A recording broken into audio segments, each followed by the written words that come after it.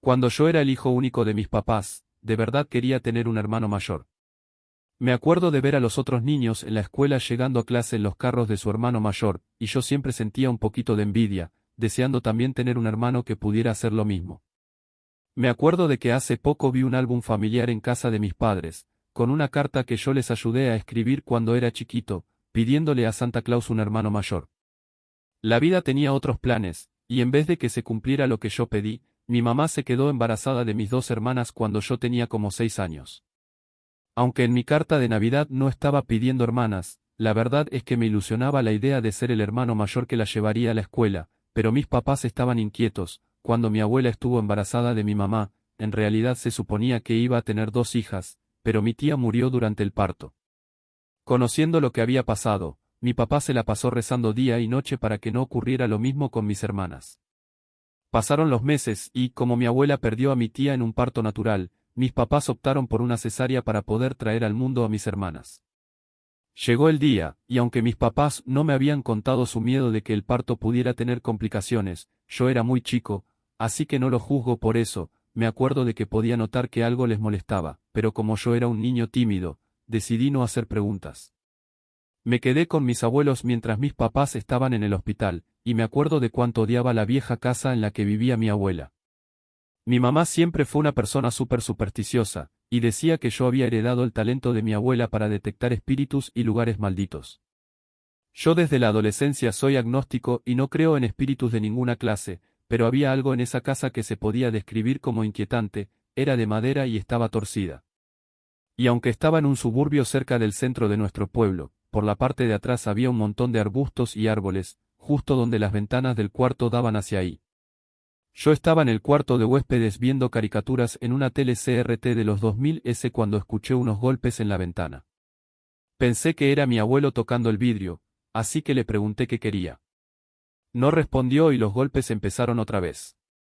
Me di cuenta de que no era mi abuelo, me levanté y empecé a acercarme a las cortinas para ver quién estaba haciendo ese ruido, pero algo dentro de mí me hizo detenerme.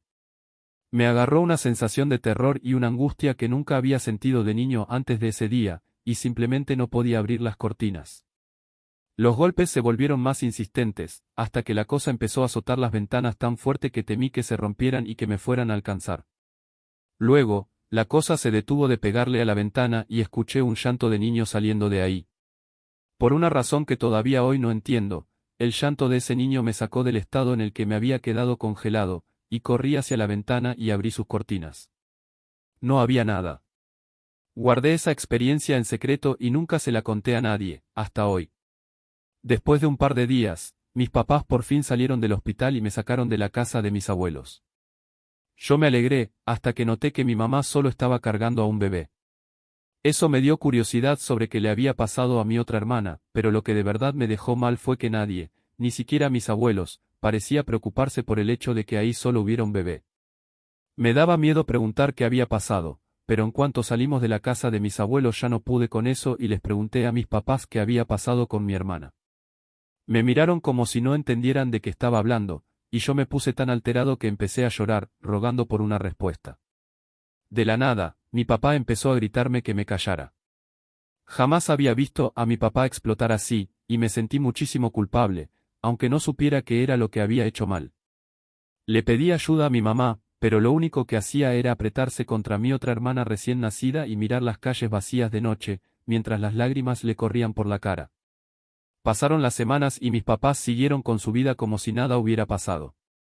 Yo también intenté hacer como ellos, aunque nunca me dijeron por qué estábamos actuando así, pero no podía quitarme la sensación de que había algo mal. Mi hermana recién nacida parecía reconocerlo también, era una bebé muy pegajosa y sensible, y no se reía ni una sola vez, solo lloraba y gritaba por todo. Una noche estaba especialmente alterada, y mis papás y yo no podíamos dormir por los ruidos que hacía. Escuché a mis papás peleándose entre ellos, y luego mi papá salió de la casa. También escuché a mi mamá llorar y quise consolarla con abrazos como lo hacía antes, pero sentí como si se hubiera enfriado conmigo, y yo, siendo más chiquito, no me sentía seguro con ella como antes. Mi papá regresa a la casa después de un par de horas, con un bebé en los brazos. Esa es mi segunda hermana, dijo. Mi mamá se quedó mortificada y me encerraron en mi cuarto mientras volvían a gritarse entre ellos. Pero con el tiempo, se terminó la pelea, mis papás se perdonaron y ahora se suponía que yo tenía que fingir que mis papás habían salido del hospital con sus dos hermanas, no con solo una. Pusieron al segundo bebé en la cuna de mi hermana y su llanto se cortó de golpe, reemplazado por una expresión de terror silencioso que yo nunca había visto en un bebé antes. Yo sabía que mi hermanita no estaba cómoda compartiendo la cuna, y mis papás también lo sabían, pero, con vergüenza, tengo que admitir que prefería verla quieta y asustada a que estuviera gritando y llorando como antes. Pasaron los años y mis dos hermanas crecieron hasta ser copias físicas exactas una de la otra, pero personas muy distintas en todo lo demás. Mi primera hermana, la que mis papás sacaron primero del hospital, creció para ser una niña bien callada y tímida, al grado de que cuando yo era chico me hacía ver extrovertido. Aunque para la mayoría era un libro cerrado, conmigo parecía sentirse en paz, y eso me acercó a ella de una manera que nunca logré con nadie más. Mi segunda hermana, la que se llevó después mi papá, era igualita que la primera en apariencia, pero algo en sus ojos y su forma de comportarse a mí me inquietaba muchísimo. Era más traviesa y cruel, mataba mascotas que nuestros papás a veces nos compraban, como hámsters y gatos. Mis papás hicieron todo lo que pudieron para disciplinarla, pero no funcionaba. Mi segunda hermana tenía dificultad para integrarse con los demás niños. En el kinder, los profesores llamaban a mis papás todo el tiempo, porque mi hermana atacaba a otros niños con regularidad. Una vez, le mordió la oreja a un niño y mis papás tuvieron que pagar un montón por los daños a los padres. Aunque mi hermana le fue causando muchos problemas conforme crecía, ellos la empezaron a amar más que a mí y más que a mi otra hermana, llamándola Niña Milagro.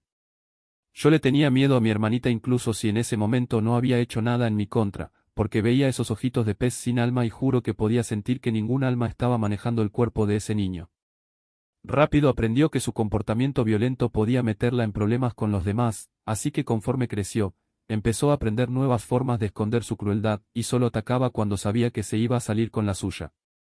Yo y mi otra hermana la mirábamos con envidia, porque para los demás ella era una especie de prodigio en la escuela, una niña popular y talentosa, mientras sabíamos que luego se iba a salir con amigos en la noche para molestar y golpear a gente sin hogar, o que dejaba cicatrices en el niño con necesidades especiales al que una vez cuidó, y lo atribuía a cualquier otra cosa.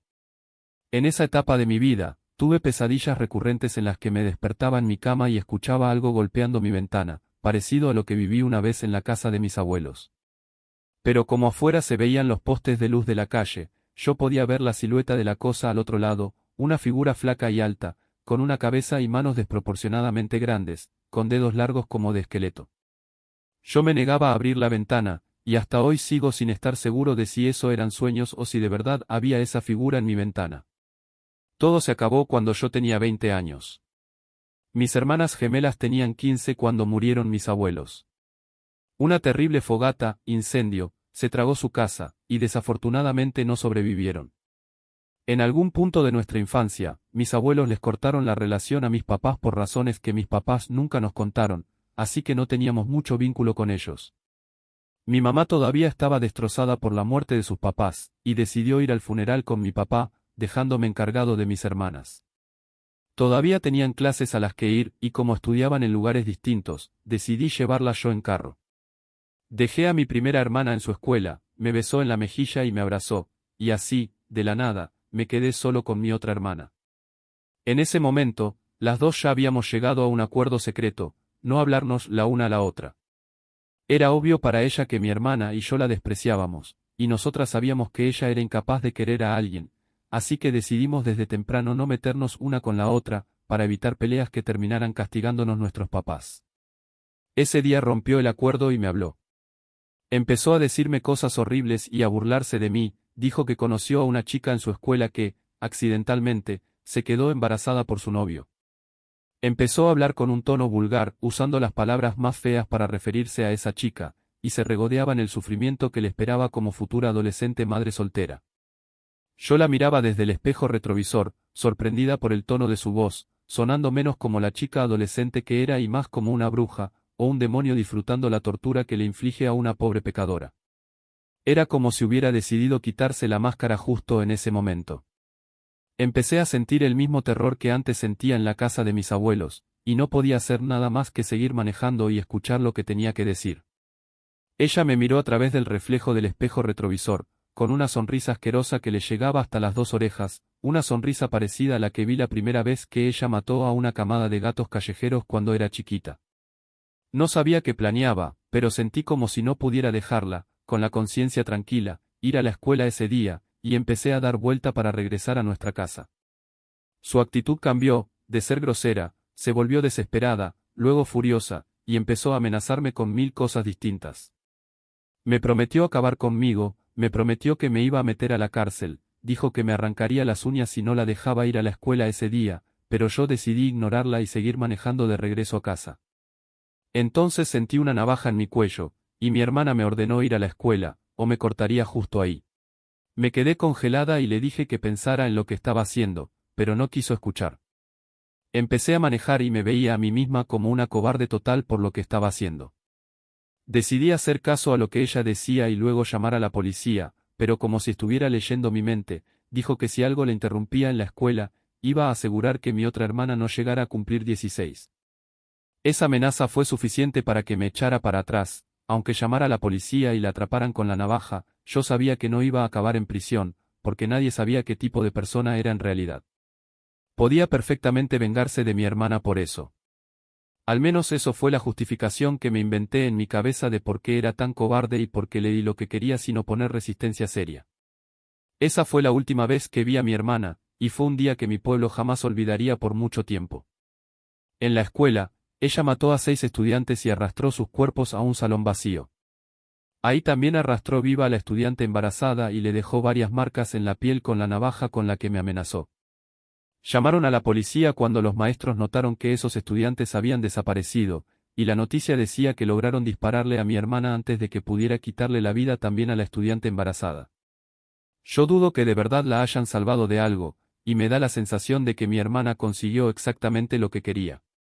Mi familia tiene mucho dinero, así que mi hermana, diferente a sus víctimas, se ganó un funeral carísimo y lujoso.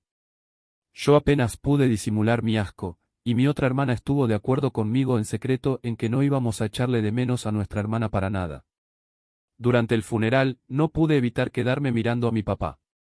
Él fingía que no me veía, pero en los pequeños momentos en los que nuestras miradas se cruzaban, yo podía ver que reconocía mi coraje, y que, aunque yo no entendía qué fue lo que hizo esa noche cuando trajo a mi segunda hermana a nuestra casa, yo lo culpaba de todo lo que se cruzó en el camino por esa acción suya.